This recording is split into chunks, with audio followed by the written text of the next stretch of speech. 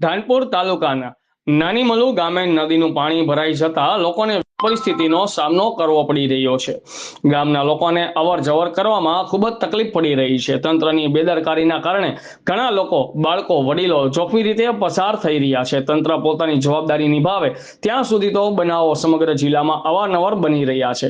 આ નદીનું પાણી ભરાતા ગ્રામજનોમાં આક્રોશ ઉમટ્યો છે અને અવર જવર કરવામાં તકલીફોનો સામનો વેઠવો પડી રહ્યો છે। રિપોર્ટર અનિલભાઈ પરમાર, ઇન્કલાબ ન્યૂઝ, ધાનપુર।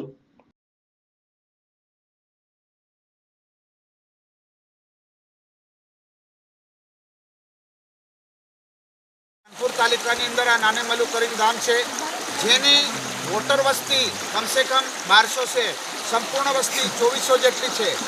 આ નદીથી પેલી બાજુ જવા માટે કે પેલી પરથી આ બાજુ આવવા માટે નાના નાના બાળકો, મોટા વડીલો, કોઈ બીમાર પડ્યું હોય કે નાના બાળકો સ્કૂલ જવું હોય, કોઈ વેપાર અર્થે જવું હોય, કોઈ દુકાનદારી કરવા માટે, જ્યારે વરસાદ પડે છે, નદી આવી જાય છે, ત્યારે છોકરાઓની શિક્ષા બગડે, કોઈ બીમાર પડી ગયું હોય એ મરી જાય અને કઈ વસ્તુ ઢોર તણાઈ જાય। એટલા માટે અમારા આ જિલ્લાના કલેક્ટર અધિકારી સાહેબ, જિલ્લા વિકાસ અધિકારી સાહેબ અને આ ગુજરાત રાજ્યના મુખ્યમંત્રી સુધી આ વિડીયો પહોંચે અને આ જે નદી છોકરાઓ તણાઈ ના જાય, એની શિક્ષા ના બગડે, જે બીમારી હોય એ હોસ્પિટલ સુધી સહી રૂપથી પહોંચી શકે, એટલા માટે આ ગ્રામજનોની દરખાસ્ત છે।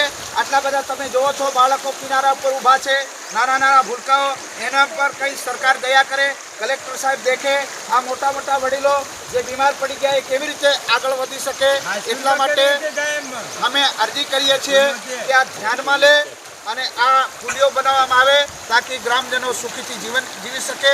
ગ્રામજનોની આ અરજી છે, દરખાસ્ત છે। જય હિન્દ।